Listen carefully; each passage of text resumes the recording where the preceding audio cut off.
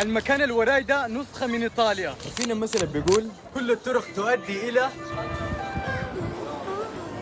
روما. بونجورنو. حاليا ماشي عشان أشوف واحد من عجائب الدنيا السبعة. وات؟ المعلومة اللي استكشفتها هنا صدمة بالنسبة لي، أنا مصدوم الصراحة. بيتزا المايل ما من عجائب الدنيا السبعة؟ وات؟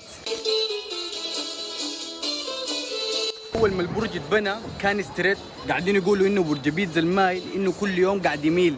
هل ده معناه البرج ممكن يقع في السنين الجاية؟ مولتو بيلو. عشان ما تقولوا ما دلعتكم، بس بديكم هدية دقيقة. هاي اعترفوا، زبطتكم ولا ما زبطتكم؟ وكانوا بيستخدموا المراكب دي زمان عشان يقدروا يتنقلوا بها من منطقة لمنطقة، وأكترها كان في البندقية. ودي لوكيشن المكان لو حابب تزوره في اسطنبول.